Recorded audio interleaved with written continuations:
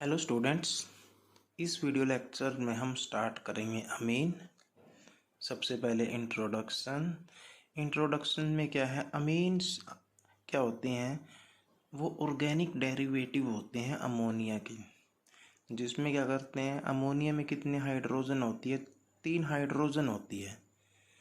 तो अमोनिया के डेरिवेटिव है, तो कैसे करेंगे हम अमीन को, कैसे ड्राइव करेंगे?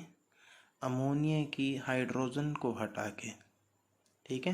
यानी अमीन्स क्या होते हैं? ऑर्गेनिक डेरिवेटिव ऑफ अमोनिया इन विच 1, 2 और all the 3 hydrogen atoms have been replaced by alkyl aryl या R alkyl groups।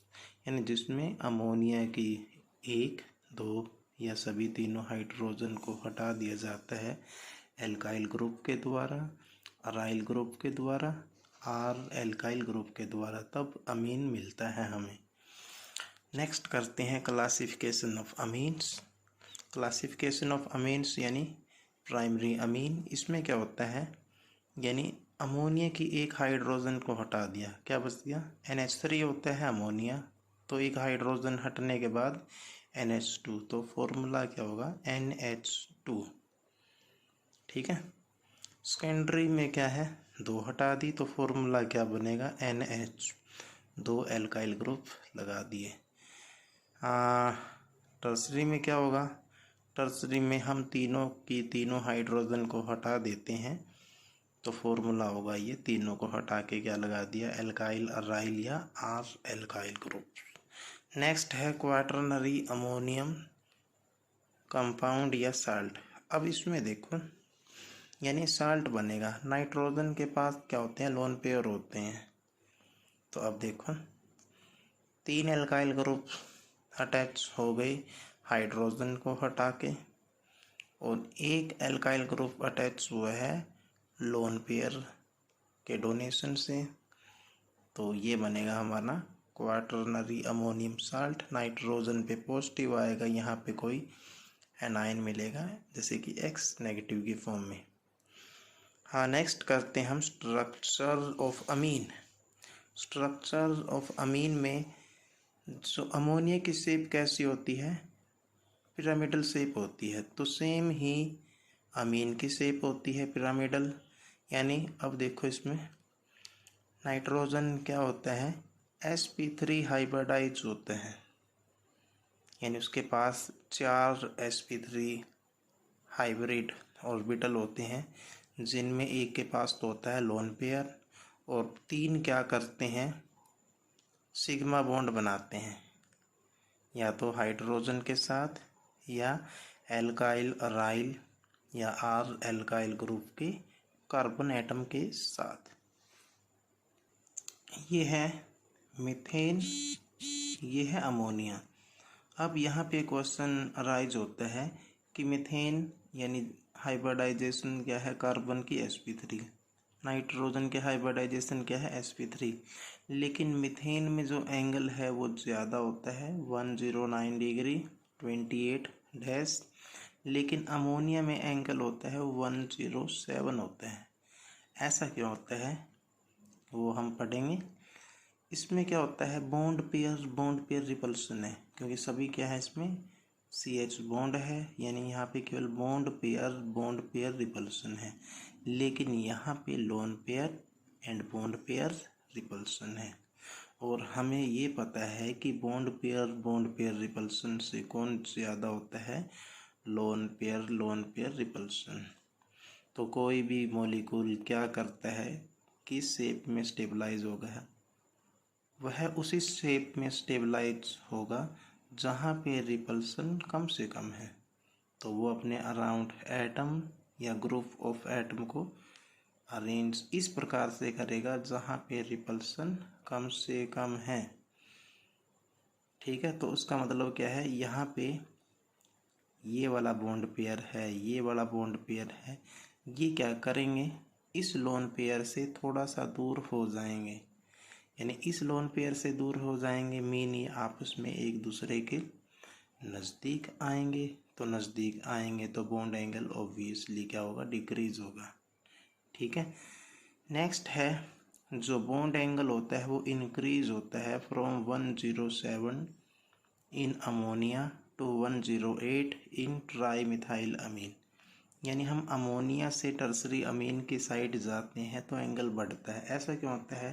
क्योंकि टर्सरी अमीन में 3 एल्काइल ग्रुप होते हैं, तो उस वजह से क्या हो जाएगा, स्टीरिक रिपल्सन हो जाएगा। स्टीरिक रिपल्सन से वो जो ग्रुप है एक दूसरे से थोड़ा सा दूर हो जाएंगे, तो दूर होंगे तो एंगल उनके बीच में ऑब्वियसली बढ़ेगा। ठीक है। नेक्स्ट है stereochemistry of amine. Stereochemistry of amine देखो, नाइट्रोजन है, एक लोन पेयर है, 3 एल्काइल ग्रुप हैं। टर्सरी अमीन का ये एग्जाम्पल है। तीनों के तीनों एल्काइल ग्रुप क्या है, डिफरेंट है। यदि हम इस लोन पेयर को भी हम एक डिफरेंट सब्स्टिट्यूएंट माने तो टर्सरी अमीन क्या होगा, कायरल होगा। तो टर्सरी अमीन कायरल होते हुए भी हम इसको रिजॉल्व नहीं कर सकते हैं, यानी कि ये क्या होता है, ऑप्टिकली इनएक्टिव होता है।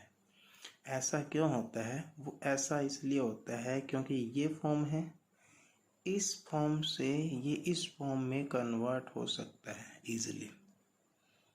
ठीक है। और ये फॉर्म क्या है, ये इसकी इनेंशियोमर फॉर्म है।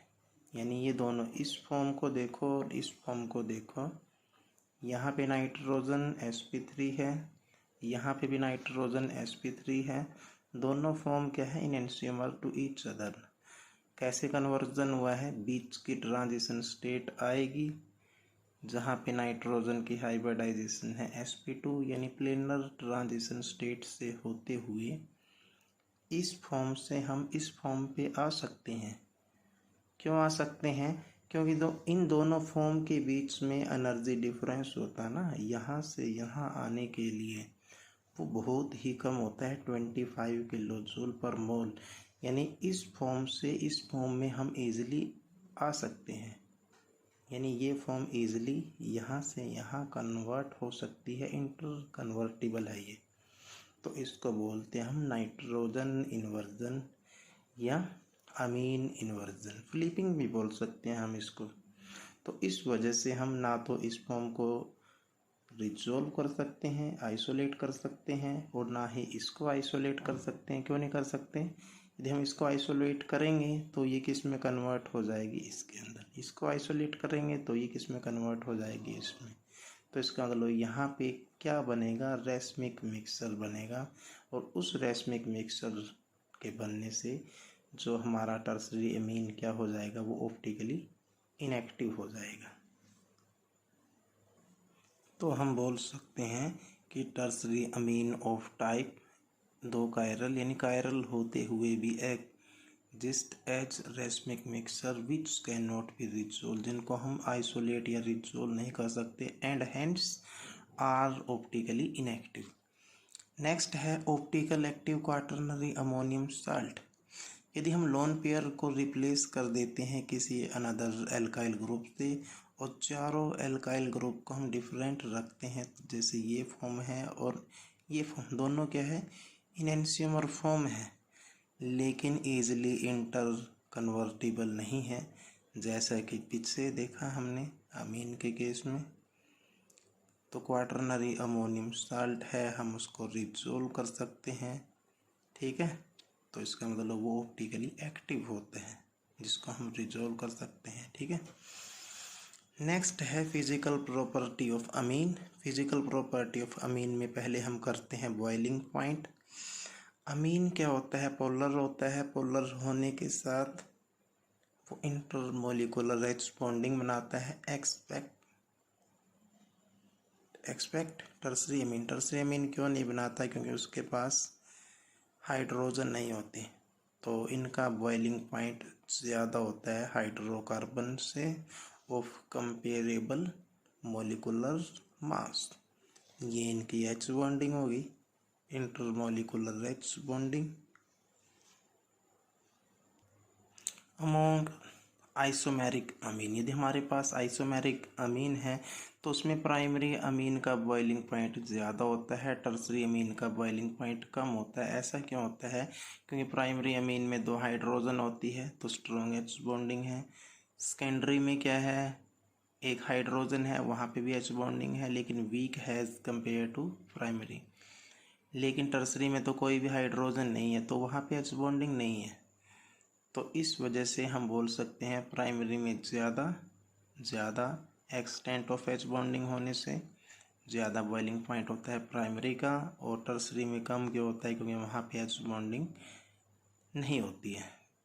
अब देखते हैं अमीन एच बॉन्ड जो बनाता है वो वीकर होता है as compare to alcohol and carboxylic acid. क्यों होता है? क्योंकि वहाँ पे जो एच बॉन्ड बनाते हैं वो कौन होते हैं? ऑक्सीजन एंड ऑक्सीजन होते हैं।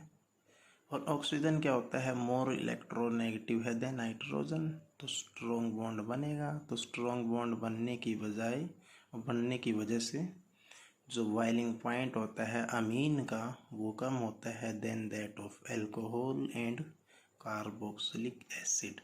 नेक्स्ट है सोलुबिलिटी। जो सभी टाइप के अमीन हैं वो form H bond with water, H bond बनाएंगे तो सोलुबिलिटी तो होगी ही। तो सोलुबिलिटी ये ऐसे एच बॉन्ड बनाते हैं। सोलुबिलिटी डिक्रीज होगी यदि हम प्राइमरी से जाएंगे सेकेंडरी, सेकेंडरी से जाएंगे टर्सरी। तो ऐसा क्यों है? क्योंकि प्राइमरी अमीन में क्या है, एच बॉन्डिंग ज़्यादा होगी, क्योंकि नाइट्रोजन के हाइड्रोजन भी वो एच बॉन्डिंग में पार्टिसिपेट करेंगे विद ऑक्सीजन। 2 है ज़्यादा एच बॉन्डिंग, एक हाइड्रोजन है कम एच बॉन्डिंग। यहाँ पे एच बॉन्डिंग सबसे कम मिलेगी, नाइट्रोजन की साइड से ही होगी, ऑक्सीजन की साइड से कोई नहीं होगी। ठीक है। अब सोलुबिलिटी डिक्रीज होती है यदि हम बल्कि ग्रुप लेंगे। बल्कि ग्रुप मीन हाइड्रोकार्बन पार्ट बढ़ेगा। हाइड्रोकार्बन पार्ट क्या होता है? हाइड्रोफोबिक होता है। तो solubility decrease with increase in size of hydrocarbon part. तो ये है फिजिकल प्रॉपर्टी ऑफ अमीन।